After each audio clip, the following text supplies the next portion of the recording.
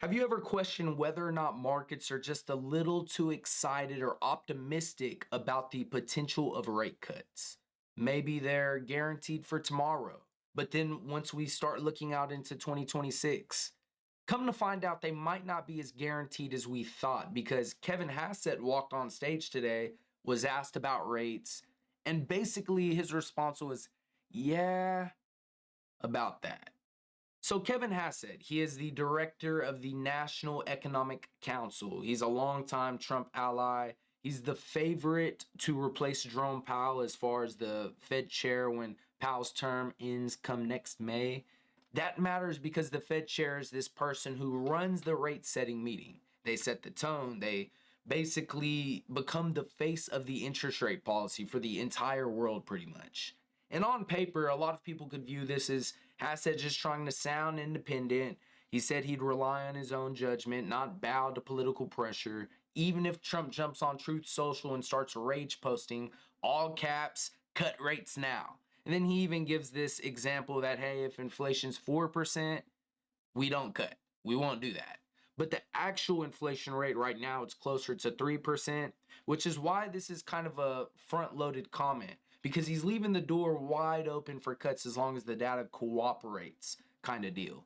And 4%, it seems he's giving a little bit of wiggle room for this range of inflation that they're willing to endure.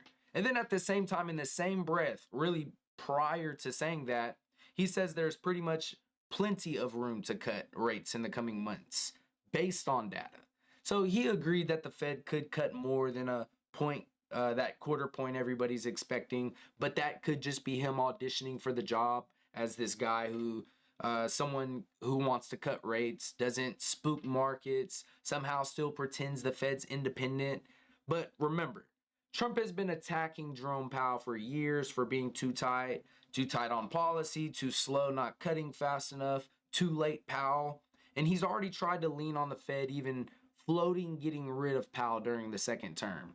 And Treasury Secretary Scott Bessent he's had to become this adult, kind of like you two get along kind of party because he argues against cutting the Fed chair due to kind of how it could ripple in on his job being the Treasury Secretary, how that could impact the Treasury market and the US dollar completely as we know it.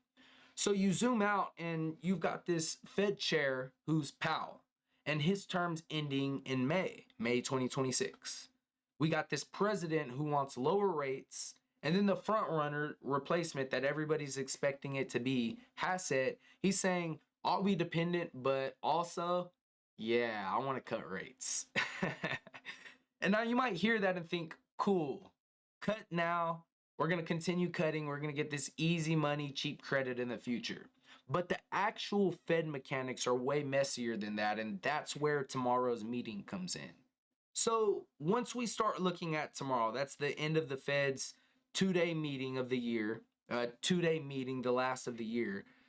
They currently target this range of 3.75 to 4%. It's a range. And markets are basically convinced that we're going to get this cut down to 3.5 to 3.75. It's a 87.4% chance. But the twist is as much as half of the room there at the Fed probably doesn't even want to cut, or they say they don't want to cut. So quick definition, so we're on the same page. There's these, the Fed rate we're talking about is the federal funds rate. And that's the overnight rate banks charge each other. The Fed doesn't directly set your mortgage rates. That follows treasury yields, and treasury yields follow inflation's expectations, and that's the public's inflation expectations. But over back to that Fed funds rate, it really indirectly bleeds into everything else like loan costs, credit cards, really your shorter term things on the shorter end of the curve, but car loans, eventually business financing, asset prices. And when they cut the rate, this Fed funds rate, they're trying to stimulate the economy. And when they raise it, they're trying to cool things down and crush inflation kind of deal. So inside this meeting that's going on today and tomorrow they'll actually announce what's going on. They're likely going to cut rates based on what we just seen here, 87%. You've got at the Fed hawks and doves. And hawks, those are the inflation hawks. They care more about making sure prices don't take off again. And then the doves, they're more worried about jobs, growth. And right now, hawks are looking at inflation that has stopped trending closer to the entire Fed's target of 2%. Inflation's drifting further away. Remember, we said it's closer to 3% right now at the beginning. So they're saying with inflation above target, still above target, going further away from the Fed's target, like it's not even coming closer, it's going further away. That's not good. We're above target. 4% isn't actually restrictive as far as the Fed funds rate goes, and we probably shouldn't cut rates. That's kind of the Dallas Fed president Lori Logan's point of view, that this rate right now isn't as tight as you think. Like, look at the stock market. It's been straight up. We're near all-time highs, y'all. Consumers are still spending, except they're not considering the K-shaped economy and everything, but, that's just the party they play. And then on the other side, you've got doves, like San Francisco Fed President Mary Daly, saying the labor market is fragile enough that if they wait too long and it continues to cracks, that damage could be non-linear. Basically, you don't just glide down gently, something snaps. And that's jobs lost that are harder to get back. So they want to get ahead of that by cutting sooner rather than later, calling it insurance. And despite these differing views that we're seeing over there at the Fed, they're still widely expected to cut. But the game now is all about how hawkish the cut comes. So when people say hawkish cut, which right now, everybody's expecting it. Look, right here. Expect tough love from Fed's Powell, says Goldman Sachs. And what people pretty much mean in plain English is the Fed's going to cut rates this meeting, but they're going to tell you, like, hey, Joel, relax. Don't get used to this. We might not cut next time. And future markets show that traders now only see, once we go back to the CME Fed Watch tool. So this is for the next meeting in 21 hours, so December 10th meeting. There's all these other dates we could look at. And right now, what we see is that there's only a third, really less than a third right here.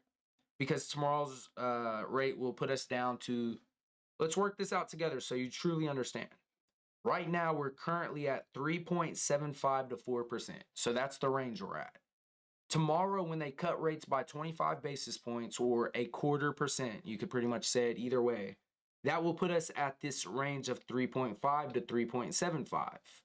And now this is kind of where we connect the dots. All right, we're going to go to December 9th to see what they'll do from a year from now. Wow, that's a year from now. We're only expecting a 30.9% chance that they'll end up at 3% to 3.25%. So futures traders are seeing 3, maybe even only 2 cuts next year. And a couple of weeks ago, this was more like 50-50. So expectations, they for sure drifted lower to fewer cuts, not more. So the likely script we'll get from Powell tomorrow, it will pretty much look like this. The Fed will cut rates 25 basis points or 0.25%. Remember that. They'll emphasize that future rate cuts are data dependent and that bar has gone up to some extent.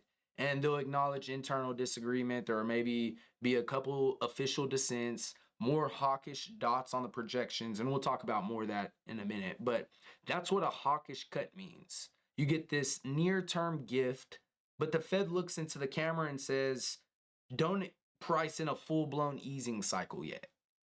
So what we've seen with stocks today is there was a lot of up and down. It's pretty much been like the whole week. We've seen the Dow slip 0.38% today. The S&P almost flat, down 0.09%. The NASDAQ gained a little bit, up 0.13%. Bitcoin's up, hovering around 3.5%. And it's pretty much everybody positioning into Powell, trying to get ready, considering everything that they're comfortable for, weighing the risks and all the odds out there. But all of this feeds into one core question. Does the labor market justify more cuts, or is the Fed about to over-ease into sticky inflation? And we got some data for that. That's where today's data that we got, this is JOLTS data, comes in. And this is the very final read on the labor market before tomorrow. Like, it came out today. Their meeting already started today.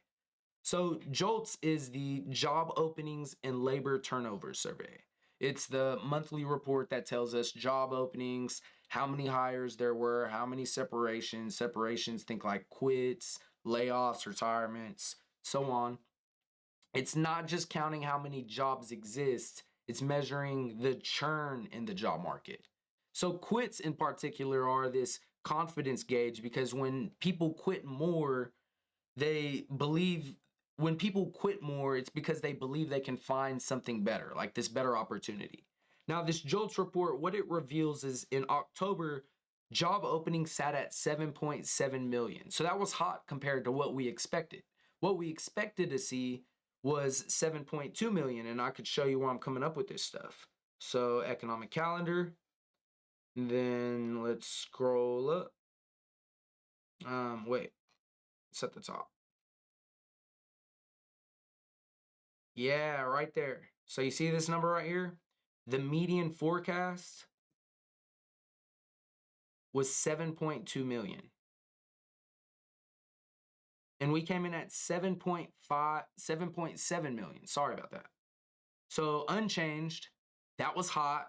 And that's a decent level and a jump from August's slump, which was near pandemic lows. So on the surface, yeah, cool, more openings, especially in this retail and hospitality and healthcare sector who's gearing up for the holidays. But then let's look at hires. Well, then for hires were stuck at 5.1 million. Hold on, where's that at?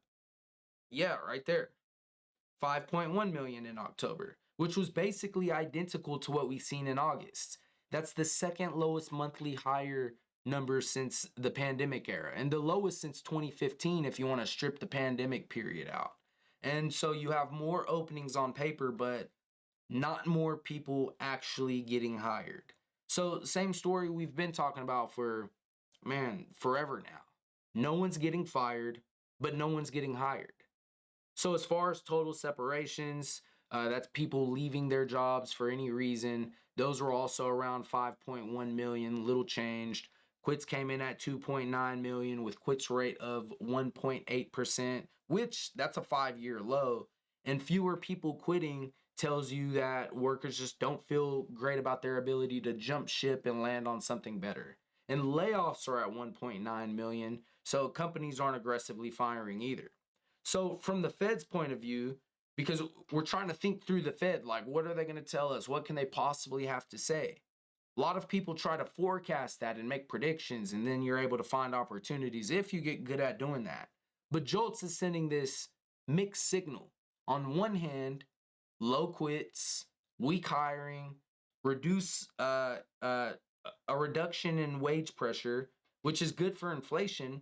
But then on the other hand, weak hiring plus rising unemployment that's hovering around 4.4% right now.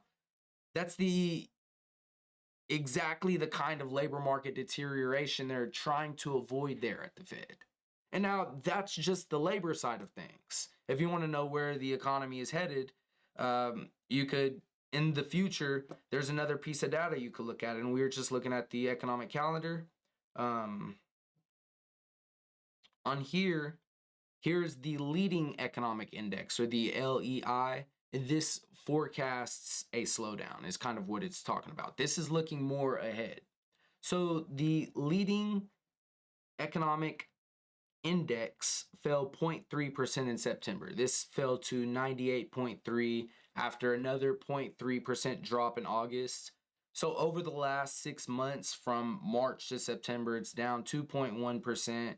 And that's a faster decline than the previous 6-month stretch.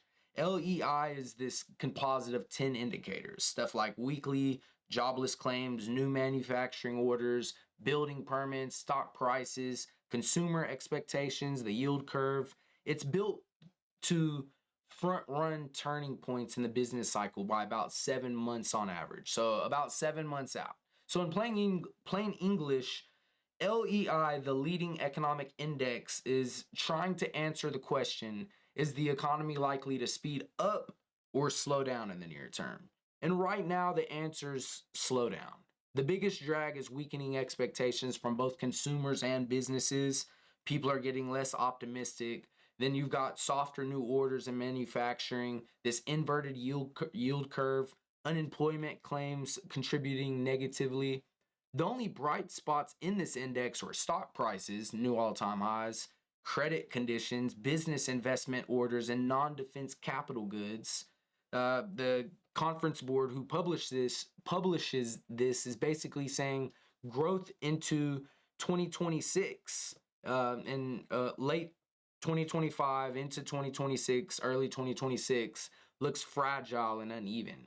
They see GDP up 1.8% in 2025 and then slowing to 1.5% in 2026, especially as these businesses adjust to some of these forces such as new tariffs and softer consumers. The coincident index, which is what's happening right now, it's barely up, and then you look at the lagging index and it's the lagging index is inching, which reinforces that we're not in a boom, we're just grinding along. So, man, this is a mouthful today, y'all. You put this entire puzzle together, the labor market's still in this low hire, low flyer, unemployment drifting up situation. You look at the leading economic indicator, the leading economic index is pointing to slower growth ahead. Inflation's not getting closer to the Fed's target of 2%. It's kind of glued to this 3% range. And then Powell so far, I mean, they're expected to cut tomorrow. He's managed to keep most of the committee together. He's shifted the guidance to respect both sides so far as a Fed chair. He's cut when the doves are nervous. He's talked tough when the hawks are worried. That's why we've seen very few formal dissents, even though there's a bunch of officials who have publicly identified skepticism. So tomorrow you'll see that tension on the dot plot, though, those little projections where each policymaker sees rates over the next couple of years. I'd expect to see a few more hawks supporting the idea of less cuts next year, but how less is the question? Because we're all kind of expecting this right now. And back to this CME Fed Watch tool, you could see this. This was back around like 50%. Now we're below a third, pretty much 31% right now, to put us down, what's that, 2 cuts next year. So markets for now are in this show me kind of mode. You've got yields drifting higher into the meeting. You've got stocks kind of stuck. It just kind of depends. But different parts of the market are trading different stories. You got that camp who is the one where the Fed's almost done cutting, like they're positioning for that. And then you got the side that's positioning for the new leadership into 2026 and how they're going to lean even easier on the economy, which could be why we seen Bitcoin moving the way we seen it move today. Like they're probably making some predictions. But as far as powering this classic Santa rally from here, I mean, y'all, we've got 13 full trading days left in December. The S&P 500, it's only up about 0.5% since pre-Thanksgiving, and its elevated yields are acting like gravity on these valuations. So some strategists, I mean, they're still pretty bullish on 2026, leaning on lower rates, AI growth, and more government spending as this rocket fuel for another leg higher. But, I mean, between now and then, everything that happens, the path runs straight through Powell's conference tomorrow. And eventually whoever replaces him. But it all starts tomorrow, y'all.